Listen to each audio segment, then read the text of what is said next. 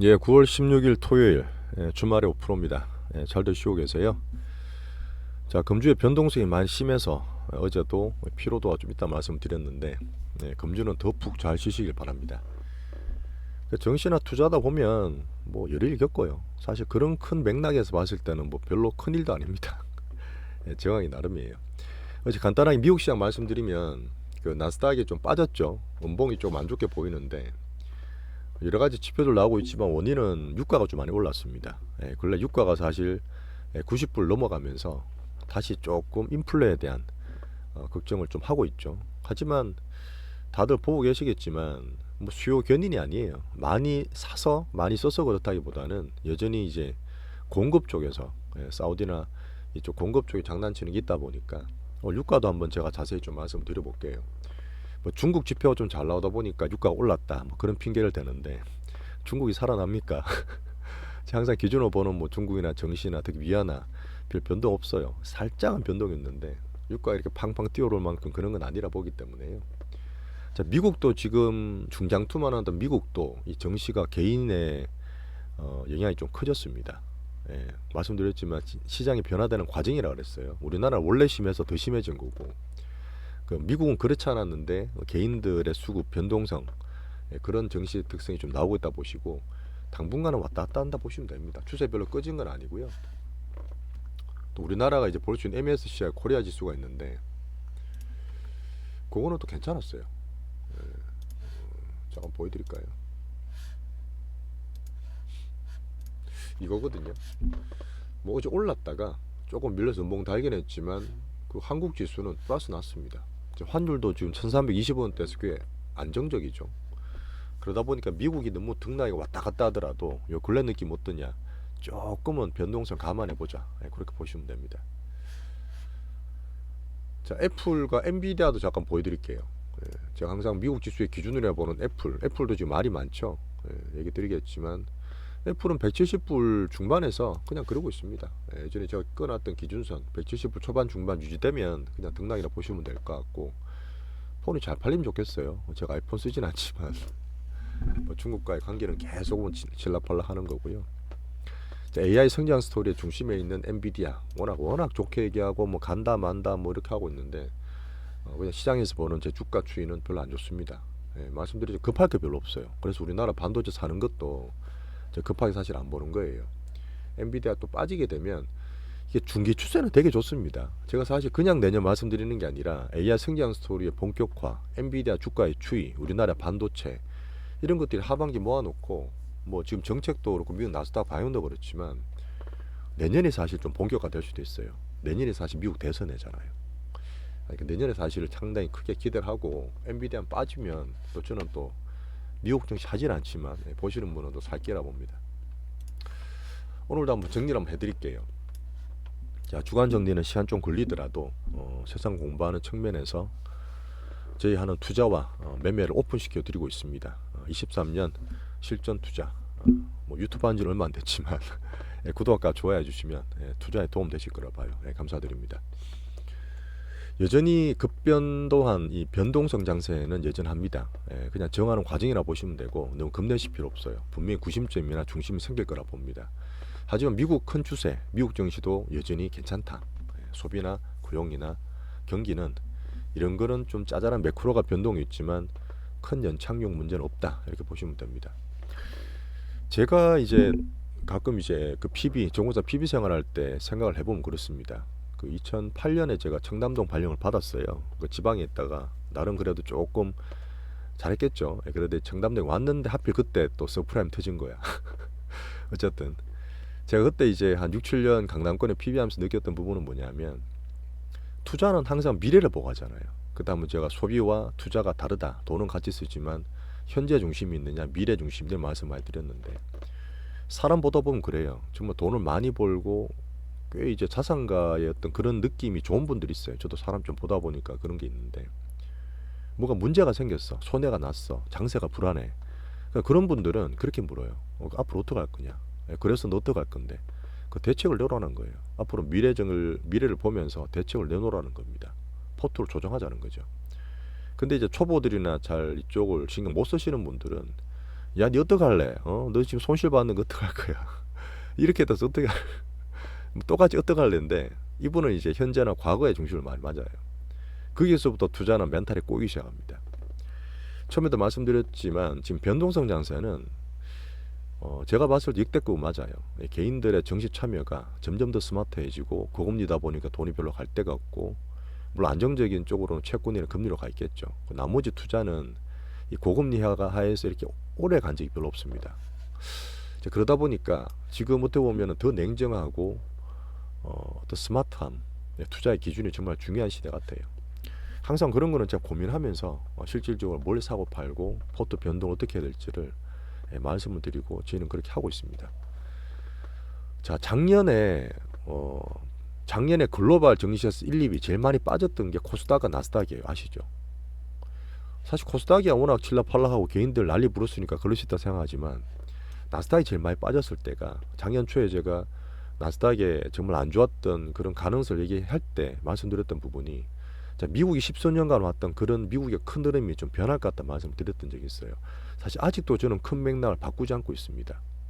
10수년간 주식 하셨던 분들은 뭐 지금 인플레 시대가 뭐 40년 만에 왔다, 신냉전이 또 몇십 년 만에 왔다, 그런 시대 변화를 조금은 감안해서 봐야 될 필요가 있는 게, 나스닥이 무조건 좋다, 사놓으면 그냥 시기 안 보고 올라간다. 워렌 버핏 할아버지도 올해 5월달 자기 주총할 때 그렇게 얘기했어요. 시대가 변했다니까요. 자, 그러다 보니까 여전히 저는 한국 정시에서 틈새를 찾으려 합니다. 어렵다는 한국 정시 수급 모멘텀 장세에서 올해 제가 보는 측면에서는 정말 좋은 기회, 올해 상반기 2차전 했던 것처럼 충분히 그런 좋은 기회가 있다고 봐요. 네, 그것도 꾸준히 또 말씀드리고 있는데, 작년에 그랬던 이렇게 많이 빠졌으니까 약간 성격은 다르죠. 나스닥과 코스닥은 이제 성질이 그랬고 얘들은 수급된 그랬는데, 정말 많이 빠졌기 때문에 올해 상반기에 많이 올랐던 거예요. 아주 간단합니다. 작년 내내 빠졌잖아요. 그러다 보니까 빅테크 위주로 제일 고금리 안전하고 현금 많이 들고 있고 성장과 은행이 나오는 그쪽으로 AI 성장 스토리 붙여서 올랐던 거죠. 올해 초에 온갖 그 악재들 다 터지면서도. 근데 지금 어떠냐면, 이제 고금리는 알겠어. 이제는 고금리의 금리라는 커녕 계속 유지하는 건 알겠어. 그러면 지금은 많이 빠졌기 때문에 올라왔던 가격멜이 있었지만 이제부터는 그런 가격멜이 없어진 거예요. 사실 8월달 9월달부터 뭐 중국의 뭐 부동산이 어떻다, 그다음 미국의 금리가 어떻다, 그거는 약간 부차적인 문제긴 한데, 결국은 지금 나스닥 기준으로 보는 빅테크가 많이 올라왔잖아요. 지금 뭐 엔비디아도 작년 50% 떨어졌어요. 테슬라 75% 떨어졌어요. 페북도 75% 떨어졌습니다. 적게 떨어졌던 애플이나 이런 것도 한 20-30% 떨어졌잖아요. 근데 떨어졌던 애들이 올해 한 반년 만에, 한 6-7개월 만에 올해 다 올라 버렸어요. 빠진 폭에 100% 이상 올라 신고가 낸 것도 있죠. 엔비디아, 애플 같은 거. 그 다음에 지금 빠진 폭에 많이 회복된 거 50% 70% 회복을 다 했습니다. 여기서 이제 이 고금리 상태에서 어떻게 성장을 만들어 가야 되냐, 자전거 바퀴를 계속 굴리고 이 부채랑 재정을 해결하기 위해서, 미국은 원래 성장의 나라잖아요. 그 성장에 적응하고 시장이 어떻게 가야 되는 그 문제를 보기 위해서 시장이 고민하고 있는 과정입니다. 지금 그냥 고민하고 있는 거예요. 그 변동성이 왔다 갔다 하는 거 마음을 못 잡는 거야. 그런 면이 이 금리의 성장의 미국 경제 정시의 기준이 되는 11월 때 FOMC가 되게 중요합니다. 예, 지금 9월달은 99% 동결이에요. 다음 주에는요. 그러다 보니까 그냥 왔다 갔다 살짝 하는 거고, 큰 흐름을 잡아낼 수 있는 11월달 FOMC가 아주 두 달 남았습니다. 그때까지는 큰 흐름도 왔다 갔다 한다 저는 보는 거예요. 뭐 그 사이 유가가 좀 장난칠 수 있고 여러 가지 지표가 나오겠지만, 앞으로 진짜 뭐가 될 거냐, 더 차별화되는 거예요. 올해 초는 많이 빠졌던 것들이 반등 줬던 1차적인 상승기가 끝났습니다. 내년에 되면 고금리 유지된다 말씀드렸잖아요. 그 사이에서 또 어디로 갈 거냐. 근데 그 메인은 또 AI예요. AI 성장 스토리입니다. 거기에 붙어있는 반도체를 자꾸 말씀드리는 거고요. 이게 사실 큰 저는 투자 전략이라고 보는 거죠. 5년 10년 이런 거 아니에요. 저는 거창하게. 저는 사실 1년까지는 봐요. 그 1년 뒤는 모르겠어 솔직히. 이렇게 급변하는 정치 상황에서 어떻게 1년 2년을 다 매깁니까? 그 박순혁 그 이사님이 그 LG 엔솔이 지금 시총이 100조인데 시총 4천조 간다고 40배 오른다고 그러시던데, 40배 물론 좋습니다. 10년 동안 자대하려고 주식 안 보면 그럴 수도 있겠지만 우리는 주식을 보는 사람이거든요. 중기 전략 보지만 시장 계속 보는 사람들이거든요. 2차전지 안 볼 분들은 그냥 묻어두시면 돼요. 제 방송 보실 필요 없습니다. 내년에 2차전지 다시 좋아진다 저는 보거든요. 하지만 시장을 보고 세상 공부를 하면서 이렇게 매매를 단기로 하시면서 관심을 더 가지시는 분들은 이 단기를 밟아가야죠. 만 원이 10만 원 가더라도 2만 원, 5만 원, 7만 원 넘어가야 될 거 아닙니까? 자, 그런 과정을 자주 말씀을 드리고 재미있어 하시는 분들이 그래도 저는 뭐 제 방송 보실 거라 봅니다. 그래서 수급 매집주 소통에 우리나라는 더 좋아요. 저는 그렇게 생각합니다. 프리미엄 주식이 더 차별화될 거고요. 몰릴 때는 결국 돈이 움직이기 때문에 그렇습니다. 예전에는 분산이 됐지만 이 분산될 게 더 적어지잖아요. 더 소팅되고 더 차별화되지 않습니까? 그러면 또 그 집중하면 돼요. 근데 그게 사이에서 예전에 갔던 가치주다 어떤 거다 하는 것들이 많이 무너졌어요. 올해 들어서 올랐던 거에 대해서 사실 우리나라만 하더라도 외국인 기관들이 맞췄습니까? 걔들이 정당한 어떤 투자자에 도움을 준 적이 있어요? 내가 볼 때는 파랄이 우리나라 개인들이 했던 걸걸요. 그런 면에서 봤을 때 우리나라가 질이 낮다 할 수 있겠지만 어쨌든 큰 흐름상 MSCI 선진국 가는 것도 외국인 수입이 드는 거고 작년에도 우리나라 외국인 수급 기준으로 이제 말씀드렸던 거고 지금도 마찬가지입니다. 삼성전자에서 외국인들이 결국은 해먹을 거예요. 올해 들어서 개인 팔고 2차전지 넘어갈 때 삼성전자를 외국 얼마나 많이 샀습니까? 물론 삼성전자 사시는 분도 계시겠죠. 뭐 7만 원, 6만 원대. 앞으로 저는 9만 원, 10만 원 다시 간다 봐요. 큰 돈 막 넣어서.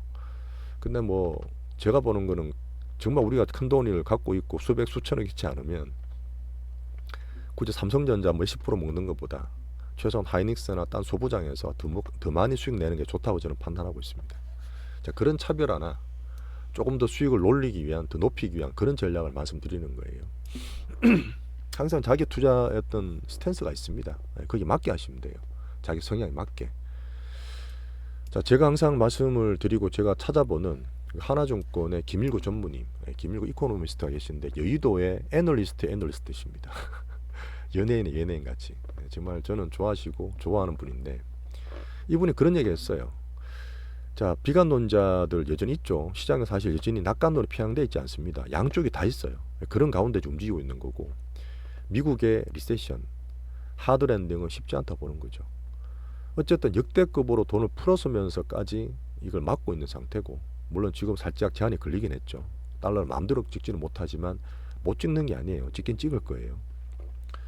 자, 그 과정에 제가 자주 말씀드리는 이 개인 투자자들 얼마나 스마트해졌습니까?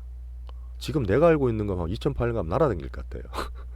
근데 그런 일은 없죠. 그때 어떤 경제를 보는 수준, 그거는 우리나라만 개인만 그런 거 아닙니다. 전 세계 투자하시는 개인 마찬가지.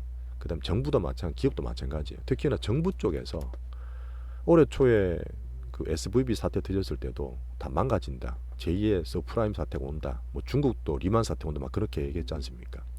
결국 다 이기고 넘어갔어요.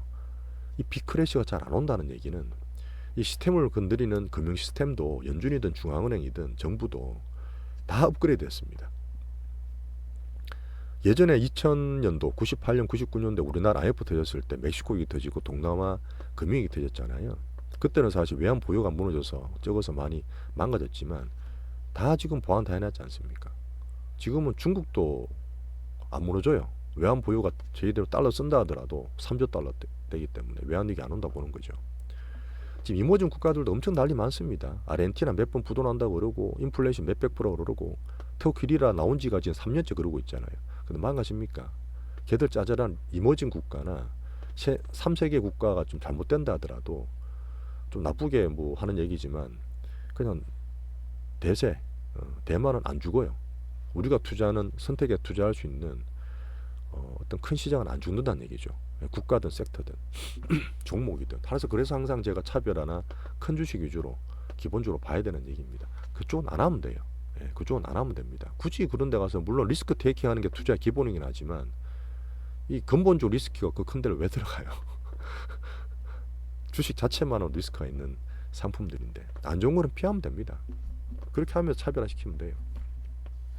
자, 그러다 보니까 여전히 이 골디락스라는 게 무조건 좋은 의미가 아닙니다. 그냥 뜨뜻미지근한 너무 좋지도 않고 너무 차갑지도 않고 그냥 미지근한 죽을 얘기하는 거죠.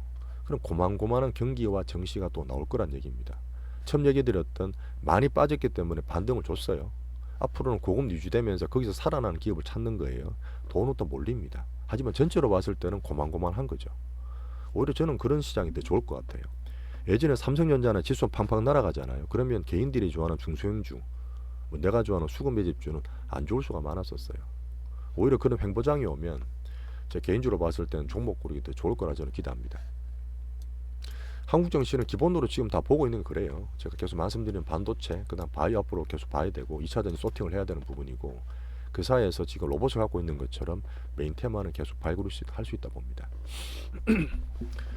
자, 나라별로 살짝 빨리 정리하고 넘어갈게요. 이번 주에 미국의 소비자 물가지수 PPI가 나왔는데 이제 생산 물가지수죠. 근데 뭐 고만고만해 나왔어요. 고만고만, 등락 변동성. 그 달러 인덱스가 좀 올랐습니다. 원래 달러가 올라가면 이머징이 우리나라 되게 안 좋다 말씀드렸고, 작년 달러 인덱스가 114까지 갔어요. 근데 지금 100 꺼졌을 때 내가 좀 살짝 기대했는데 중국 때문에 다시 올라와서 지금 104, 105입니다. 근데 달러 인덱스는 항상 환율 말씀드렸죠. 달러가 올라간다는 거는 뭐 달러 스마일 차트도 얘기하지만 미국이 좋아서 올라가는 것도 있고, 딴 나라나 글로벌 경제가 불안해서 안전자산 돈이 몰리기 때문에 그런 것도 있습니다. 근데 지금 어떤 거냐, 달러 인덱스를 만들 때 가장 대표적인 반대로 보는 자산이 유로화잖아요. 달러 인덱스라는 게 7개 유명한 기축통화 기준으로 쓰는 거기 때문에 유로가 약합니다. 유로도 말씀드리겠지만 유럽이 지금 굉장히 약해졌어요. 뭐 중국 때문에 그럴 수도 있지만, 그러다 보니까 유로 약세가 달러 인덱스를 좀 올렸다, 그런 판단하다 보니까 위안화가 막 그렇고 달러 그래도 우리나라 환율은 그래도 꽤 안정적인 편입니다. 1320원대로 말씀드렸어요. 미국 금리는 수급 문제다, 유로와 약세 말씀을 드렸고, 11월 FOMC 때까지는 이런 흐름이 그냥 당분간 왔다 갔다 할 수 있을 것 같다. 그런 면에서 우리는 잘 찾자, 이렇게 말씀드리겠습니다. 자, 그리고 내년에 미국 대선을 또 미리 걱정을 하세요. 트럼프가 출마할지가 상당히 강력합니다. 자, 미국도 사실 좀 정치적으로 그런 게 많죠. 워낙 양당 구조가 크다 보니까 사람들의 주의가 우리나라도 비슷하게 딱딱 나눠져 있습니다. 트럼프 뒤에 저는 드센티스 같은 분이 나오면 좋겠다 보거든요. 좀 합리적인 그 보수라 저는 보는데, 트럼프가 워낙 아직 인기가 많고, 바이든 지금 대통령이 건강이나 치매 나이가 되게 많으시잖아요. 조금 불안하긴 해요. 그러다 보니까 내년에 아마 미국 대선이 뭐 정책적인 그런 부분도 많이 변화 올 수 있을 것 같고, 또 트럼프가 2016년도에 그렇게 안 되고 불안하게 했지만 2017년도에 또 법인세 내리면 주가를 많이 올리기 시작했어요. 하지만 그거는 되고 나서 문제지, 물론 될 확률도 적지만 그 전에 내년 장세 기대는 하지만 이 미국의 대선 정치적인 등락은 좀 고려를 해야 됩니다. 하지만 항상 말씀드렸지만 미리 걱정할 필요 없어요. 지금 그런 걱정할 때는 아닙니다. 내년에 하시면 돼요. 거듭 큰 흐름 말씀드리는 미국의 성장이나 나스닥의 중심은 AI입니다. AI예요. 이걸 계속 키우는 전략에서 우리나라도 수혜를 볼 거고 그거를 찾을 겁니다. 저는 반도체를 보고 있죠. 자, 애플이 얘기 나왔습니다. 근데 중국과 애플이 사실 애플이 말씀드렸던 중국 바가 진짜 많다 말씀드렸잖아요. 그래서 뭐 중국이 보안 이유로 공식적으로 말을 했죠. 중국의 공무원들한테 외산폰 전부 다를 사용 제한하겠다. 근데 외산폰 중에서 아이폰을 제일 많이 쓰니까 애플 타격이 있지 않겠냐 말을 보고 있는데, 아까 차트 보여드렸지만 아직까지 큰 우려는 아닙니다. 흐름 좀 보셔야 될 것 같고요. 아이폰이 또 워낙 또 잘났던 부분도 있고, 애플이 사실 내년에 신모델이라든지 이런 성장 동력을 붙여야 되는데 여전히 지금 아이폰이 최고다 보니까 그게 사실 조금 제가 초점 맞추는 거예요. 자, 테슬라도 많이 보시죠. 테슬라는 사실 팬덤이 좀 많이 붙어있기 때문에 변동성이 더 큽니다. 보면 더 많이 오르고 더 많이 빠지고, 요번에 8월달 조정도 많이 받았죠. $300짜리가 한 50% 빠졌습니다. $200 초반까지 빠졌다가 다시 $200 중반까지 온 상태인데, 자, 모건 스탠리에서 또 목표 가격을 한 $400 상향을 시켰습니다. 그때 얘기했던 도조 슈퍼컴퓨터, 이걸로 해서 소프트웨어나 AI 관련해서 엄청 큰 확장을 이룰 거다. 근데 이것도 말씀드렸지만 엔비디아 5월달 급등했던 거는 실적이 좋아서, 요번에 올랐던 거는 오르만 했던 거는 숫자가 나온 거예요. 며칠이 더블로 뛰고 실제로 PER이 50배 70배가 된 게 30배 20배로 떨어졌기 때문에 그런 겁니다. 테슬라가 만드는 성장 동력은 항상 말했던 우리 머스크 형의 마우스, 물론 사람들한테 꿈은 잘 심어주고 실제로 그렇게 했습니다. 하지만 제가 보는 타이밍이나 그런 정도로 봤을 때는 항상 좀 앞서가요. 내년에 또 있으면 또 AI 데이 있죠. 거기에서 또 어떤 얘기 나올지 모르겠지만, 뭐 로봇 데이, AI 데이, 인베스터 데이 보면 조금은 사실 말이 했던 그런 기대감보다는 실제로 좀 떨어지는 면이 있었죠. 속도가 좀 늦어지는 면이 있었죠. 사이버 트럭 진짜 저도 나오면 좋겠어요. 나오면 좋겠습니다. 근데 그게 언제 나올지 모르잖아요. 그런 면을 보면서 테슬라는 변동성, 팬덤, 그 다음에 속도나 그걸 조금 줄이고 보자. 그런 면에서 말씀을 드리겠습니다. 그래도 얘들도 AI에 초점 맞추고 있는 거예요. AI입니다. AI. 정말 인류를 엄청나게 많이 변할 것 같아요. 10년 동안에 이걸로 사실은 진짜 크게 볼 수 있습니다. 짧게 봤을 때는 뭐 내년도 볼 수 있지만 10년 동안의 AI 성장 스토리가 정말 커질 수 있다 저는 봐요. 자, 엔비디아, 우리가 지표로 보고 있는 엔비디아인데 여전히 핵심 지표 종목입니다. AI 성장 중장기 추세 과정에서 아까 차트 말씀드렸지만 지금은 약해요. 한만 지금 딴 데 미국에서 온갖 TP를 올리고 좋다 얘기하지만 지금은 약합니다. 제가 보는 그렇죠. 뭐 안 보고 그냥 사놓고 내년 볼래 하는 분들은 상관없지만 저는 그 타이밍을 자꾸 보려고 그러잖아요.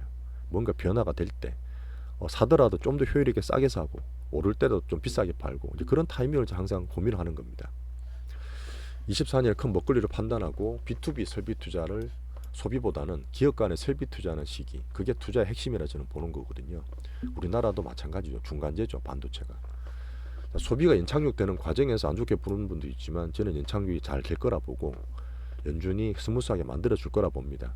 긍정적으로 보는 거예요. 물론 그 사이가 삐걱삐걱 거릴 수는 있습니다. 지표에 따라서. 자, 여전히 제가 금리 동결을 보고 있죠. 9월달은 당연히 다음 주에 될 것 같고 정시는 나쁘지 않는 그런 지표죠. 물론 기대를 하고 있지만 예상 다 돼 있지만 11월달 FOMC에도 금리 저는 동결을 예상해요. 쉽게 못 올릴 거라 봅니다. 연준 흐름 자체가 미국 경기를 이제 걱정을 하면서 겁을 주되 겁주는 강도가 좀 줄었어요. 정시도 사실 지금 이미 거의 반영돼서 좀 변동이 있는 등락 행보 과정이지 않습니까? 그러다 보니까 내년도 저는 금리 동결하는 게 계속 좋을 것 같아요. 그러다가 금리를 인하한다, QT를 축소한다, 그럼 정시 안 좋습니다. 그게 언제일지 모르겠지만 그건 내년으로 봐요 저는요. 미국의 IB들이 되게 많습니다. 하지만 미국의 연준이나 금융 역사를 보면 이 JP모건은 달라요. 특수한 은행이죠. 미국 연준을 대신한 은행입니다. 이번도 사실 그런 역할을 좀 했고요. 그 JP모건의 다이먼 회장은 일단 멘트를 좀 들어줘야 됩니다. 이번 회장이 어떤 얘기를 했냐? 미국 경기는 당연히 탄탄하다. 소비나 고용이 괜찮다. 경제도 좋지만 물론 지금 차별화, 이 빈부격차는 역대입니다. 그런 짓을 안 하는 거죠. 왜 하더라도 그렇게 도와줄 수 있는 여건이 잘 안 돼요. 정부든 기업도. 자, 수년간의 지속해서 미국 경기 계속 좋을 거라고 생각하는 것은 실수다. 그렇게 너무 낙관하지 말란 얘기를 했습니다. 자, 그리고 계속 제가 말씀드리고 있는 각국 정부에서도 재정 투입이 너무 지금 술 취한 것 같다. 자, 미국도 그러다 보니까 지금 부채 한도도 조절하고 달러 찍는 것도 약간 줄이고 있지 않습니까? 그 다른 나라 오죽하겠어요. 달러 기축토가 아닌 나라가, 특히 우리나라도 마찬가지고 우리나라도 지금 재정을 많이 못 쓴다고 그러죠. 좀 안타까운 현실이긴 합니다. 그러다 보니까 다른 정책이 조금 오바되는 게 있는데 그것도 감안해야 될 것 같아요.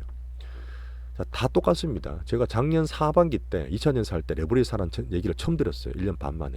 그 지금 변동성 장세에서 단기적으로 개별주, 몰빵, 개인 레버리지 이런 투자 정말 조심하셔야 돼요. 한 방에 날아갑니다. 진짜. 국가든 기업이든 가게든 정말 돈 많은 애들, 빅테크 애들이 돈 쌓아둔 애들은 할 수 있죠. 뭐 그런 분들은 부채를 뭐 안 하더라도 현금 여력이 많다 보니 괜찮은데 지금 부채나 레버리지로 실어서 투자를 막 크게 실는 거 정말 조심하셔야 돼요. 이건 올해도 내년도 마찬가지라니까요. 금리가 쉽게 안 빠집니다. 분명히 그거는 아셔야 돼요. 투자도 마찬가지, 우리 가게도 마찬가지입니다. 중국 간단히 넘어갈게요. 그냥 재미없습니다. 여전히 기대를 많이 줄였어요. 하방변대라 보는 거고 기준으로 보는 위안화는 살짝 빠지고 지난주 위안화 개입이 됐죠. 그래서 좋긴 한데 아직 큰 흐름은 아닙니다. 맨날 말은 얘도 똑같죠. 부양해서 올린다, 뭐가 변화한다.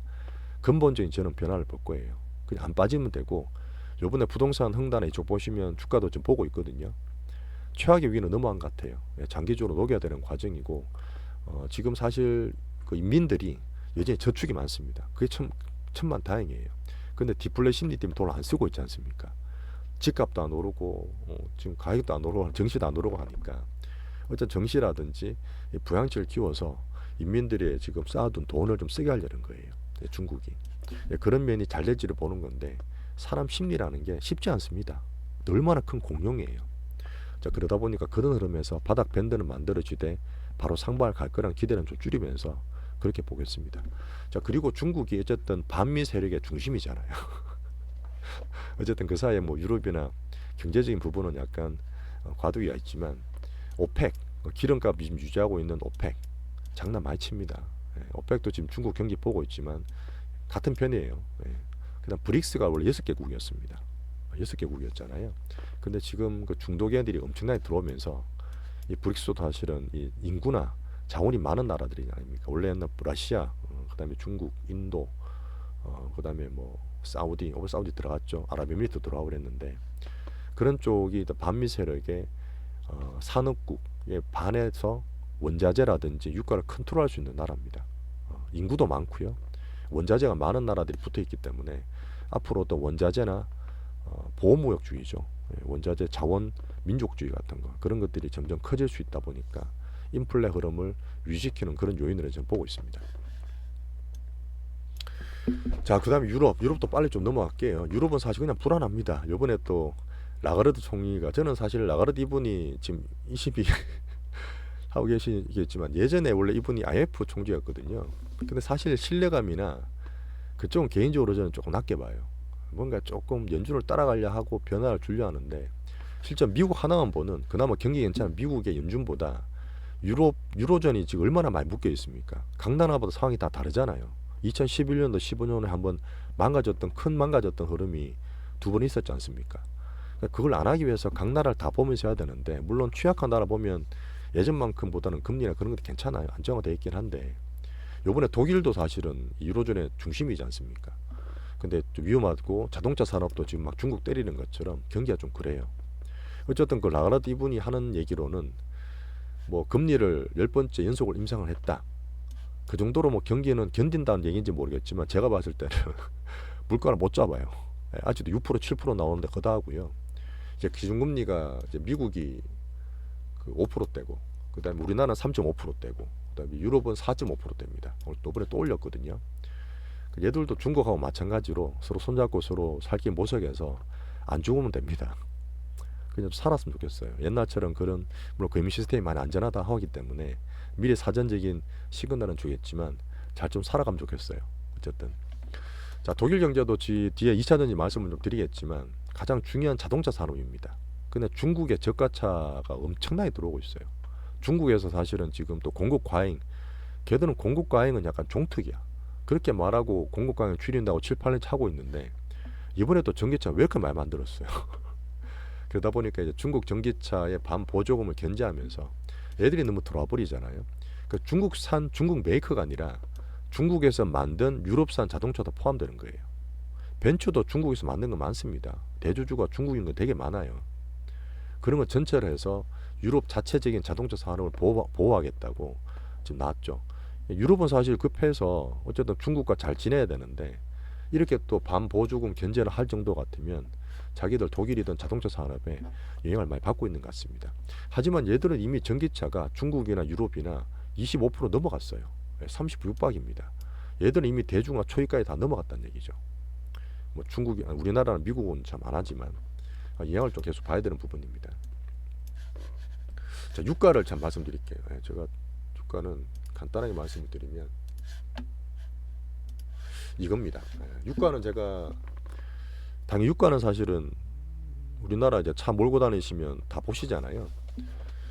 근데 그 등락보다 실제로 WTI 이 WTI 기준으로 저는 많이 봅니다. 이제 브렌트 유보나 이걸 많이 보는데 2008년에 경제가 다 박살났고 글로벌 경기 박살났을 때지 않습니까? 근데 그때도 유가는 그 바로 전반기만 하더라도 140불 갔었어요. 그리고 박살나서 뒤에 올라와서 뭐 조금 우리나라 살긴 했지만 그때도 110불까지 갔었고요. 뭐 출렁출렁 그리다가 2020년 기억나십니까? 코로나 때. 그때 경기가 박살날 때잖아요. 근데 얼마까지 갔느냐? 뭐 5%, 5달러, 10달러도 아니라 마이너스 40달러 갔어요. 유가가 마이너스 갔다니까요. 이때는 유가 같은 선물 사잖아요. 마지막 선물 만기 때 정리 안 하면 그 드럼통 갖다 준다 그랬어요. 돈이 많았으니까 더 플러스 되는 거죠. 100까지 갖다 준다 그랬어요. 그 사실 말이 안 되는 거거든. 등락하는 게. 이게 사실 꼭 사우디나 오펙만 문제가 아니라 이런 흐름을 갖고 노는 헤지 펀드들이나 글로벌의 어떤 빅머니들 단타를 좋아하는 그런 큰 흐름들이 있습니다. 지금도 사실은 지금 제가 70달러, 80달러가 안정된 흐름에서 반등을 주고 있어요. 올 겨울을 노리는 걸 수도 있겠죠. 유럽의 추위, 아직도 전쟁이 안 끝났습니다. 미국의 비축유가 지금 거의 앵꼬 났어요. 지금 또 미국의 바이든은 얘들 오펙이나 이쪽 견제하기 위해서 또 사우디랑 사실 별로 사이 안 좋지 않습니까? 잘. 그래서 비축유를 풀 수 있다 이런 뻥을 때렸는데, 그러다가 지금 몰래 사다 걸렸어. 몰래 사다가 걸렸는데 유가 올라가니 지금 멈춘 상태고, 그걸 알고 미국에서 이 유가를 방어할 수단이 별로 없어요. 그러다 보니까 지금 유가를 더 장난칠 수도 있는 그런 상황입니다. 하지만 물론 이거 뭐라 그랬죠? 글로벌 수요가 아니에요. 아람코 상장이 연말입니다. 연말에 최대한 이 기름값 올려서 아람코 상장도 지금 암이랑 비슷한데 찌끔찌끔 상장해요. 자기들 돈 필요할 때마다. 사우디는 사실 수십 년 보면 앞으로 기름 그 대국이 떨어질 거 아닙니까? 그러다 보니까 뭔가 새로운 사업을 많이 하고, 뭐 내용치도 마찬가지겠지만 기름값 최대한 비싸게 팔아먹고 싶은 거죠. 작년에 전쟁 났을 때 얼마나 걔들 비싸게 많이 팔아먹었어요. 그래가 또 몇 년 먹을 걸 쟁여놓은 거죠. 수익 많이 벌고. 그러니까 지금도 단기적으로 장난하는데, 지금 큰 매크로가 등락하는 과정에서 이 유가가 사실 또 살짝 영향을 줄 수 있다 보는 거죠. 그 사이에 중국도 봐야 되고, 이 그 에너지 카르텔도 물론 봐야 됩니다. 약간 정치적인 부분이긴 한데. 그래서 미국은 이제 자기들 안 좋게 눌러놨던 베네수엘라에서 정산 유도하고 있지만 바로는 안 될 것 같고, 또 미국은 사실은 전 세계 최고의 유가 생산국이자 소비국입니다. 근데 그거를 어떻게 보면 또 이것 때문에 막 엄청나게 정산을 또 하기도 힘들어요. 비축률을 많이 써서 지금 없고요. 그러다 보니까 그런 부분이 단기적으로 하반기까지는 매크로 중에서는 유가도 살짝 보시는 게 좋을 것 같습니다. 하지만 저는 여전히 기조적 상승 아니라 보고 시장도 그렇게 보고 있는 것 같아요. 자, 매크로에서 제가 중국 위안화, 미국 10년물 금리 말씀드렸는데 유가도 관심 삼아서 좀 보시면 좋을 것 같습니다. 자, 한국은 계속 말씀드리니까요. 8월 조정 이후에 살짝 9월달 모색 반등이 안 됐고, 그런 부분에서 저희는 적응을 하고 있는 과정입니다. 계속 기준을 보고 있고, 우리나라 경제도 그다음 반도체, AI 성장 스토리를 보고 있는 과정에서 하반기 때는 여전히 저희는 수출, 반도체, 코스피, 원달러도 지금 잘 버티고 있습니다. 회복을 기대하고 있어요. 우리는 한은이나 재경부에서 그렇게 얘기하고 있습니다. 저는 거기에 대해서 신뢰를 좀 가지고 있고요. 하지만 수급적으로 코스닥은 대주 조건 때문에 수급을 챙기면서 봐야 될 흐름입니다. 자, 여전히 정시에, 우리나라 정시에 구심점이 아직 불명확해요. 그러다 보니까 제가 틈새로 로봇 같은 걸 보고 있는 겁니다. 뭔가 지금 돈이 몰려서 또 제대로 가잖아요. 그럼 그쪽으로 또 가야 돼요. 자, 우리는 중기 전략과 단기 전략 여전히 같이 가지고 있습니다. 올해 초에 갖고 있었던 2차전지 전체 수익이 많이 난 상태고, 에코프로 BM은 일부 좀 팔아나온 상태입니다. 하지만 2차전지 코스피에 또 약해서 뭐 수익 났던 게 많이 까먹고, 뭐 일부 정도 수익 난 상태죠. 하지만 전체에 있는 것들은 여전히 반도체로 남은 하반기 때 저는 반도체 넘어가는 걸 계속 봐야 될 것 같고요.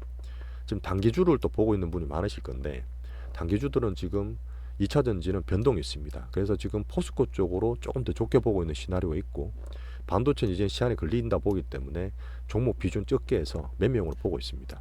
지금 단기적으로는 메인 테마, 로봇 두 종목에 집중을 하고 있어요. 그거는 단기 전략을 보시면 됩니다. 앞으로 새로운 섹터 테마가 출현한다, 그렇게 보는 분도 많으세요. 시장이 변하면. 뭐 그게 저는 바이오 쪽에서 나온다 저는 보고 있는 상태인데, 이거는 시장 보면서 제가 잘 골라보도록, 개별주 보도록 그렇게 하겠습니다. 자, 9월 달에는 코스피가 좀 더 강세다. 이것도 잠깐 보여드릴까요? 자, 우리나라 수급 분석이 필수죠. 이제는 다들 아실 것 같은데, 왼쪽에 이건 다올에서 나온 이제 다올 투자증권 자료인데, 왼쪽에 이제 코스피의 개인 매수율이에요. 이분이 만든 뭐 결론이긴 합니다. 그리고 코스피의 개인이 많이 살 수 있냐, 코스닥이 많이 살 수 있냐. 결론은 코스닥의 개인이 살 수 있는 율이 많이 떨어졌다는 거예요. 근데 뭐 수치는 정확하게 볼 건 아니지만, 이게 작년에 하반기입니다. 되게 안 좋았을 때부터 코스피들의 어떤 이 파란색이 뭐냐, 신용이 쭉 들어갔죠. 요 근래 보면 신용을 더 많이 삽니다. 오히려, 그죠? 근데 지금 정체죠, 코스닥은. 근데 문제는 뭐냐면, 작년 하반기, 올 상반기 때 꾸준히 올라갔던 거는 맞고, 이 개인 순매수가 지금 코스피 많이 떨어졌는데, 코스닥은 반대로 많이 올랐다는 얘기예요. 그러니까 미리 많이 샀다는 얘기입니다. 이게 어디였죠? 2차전지였죠. 2차전지입니다. 2차 전지에서 많이 사고 7월 달에 한 폭발해서 많이 물리고 개인 수급에서 지금도 코스닥은 대주주권 막 나오니까 미리 샀고 개인들이 더 살 여력이 별로 없는 거예요. 사실 이거는 저는 동의합니다. 미리 많이 샀어요. 근데 지금 올해 상반기처럼 새 돈이 막 들어와. 2차 전지가 한 7, 8조 막 들어와. 그러면 괜찮아요. 또 살 수 있는데 이미 지금 사서 수익 났던 애들은 개인들은 팔고 있는 상태고 예탁금은 정체입니다. 지금 바로 왔다 갔다 할 수 있는 게 아니라 그랬잖아요. 그러다 보니까 코스닥은 계속 개별주나 테마주로 대응하셔야 돼요. 지금 2차 전지도 변화 좀 온다 하지만 그렇게 많이 기대를 안 하시는 게 좋다 봅니다. 하반기는 그렇게 움직일 수 있어요. 하지만 코스닥 말고 코스피 이쪽은 지금 이제부터 좀 들어가서 2차 전지 중에서도 포스코를 제가 좋게 보는 이유가 아직 가능성 보는 이유가 오히려 코스피는 여력이 좀 남아 있어요. 시중을 지금은 좀 더 사고 있습니다. 하지만 예전에 샀던 게 적고 많이 털어냈고요. 오히려 이제 뭐 똑같은 요건이긴 하지만 코스피는 항상 연말에 대주 요건에서 약간은 얘기가 덜 나오죠. 그러다 보니까 그런 흐름에서 코스피 쪽에 조금 더 볼 수 있다. 이쪽은 테마나 짜잔한 거 변동성 있게 매매가 좀 짧아질 수 있고 코스피 쪽에서 흐름이 좀 괜찮을 수 있는 흐름이 나올 수 있다. 좀 그렇게 보고 있습니다. 하지만 또 겁내지 않을 게 이미 9월 달에 많이 빠졌어요. 대주요건 이미 많이 나왔습니다. 에코풀이 많이 나오고 있어요. 또 조건도 주가도 많이 빠져 있습니다. 그래서 여기서 뭐 더 확 떨어진다, 때리자, 또 그것도 아니에요. 아시겠죠? 사실 예전과 많이 달라지는 수급적인 분위기인데 어쨌든 코스피, 코스닥 비교한 흐름에서는 한 말씀드릴 만해서 소개시켜 드렸습니다. 자, 국가별 읽어보시고요. 자, 나머지 섹터 테마, 구체적인 내용이랑 주간 매매는 두 번째 말씀드리겠습니다.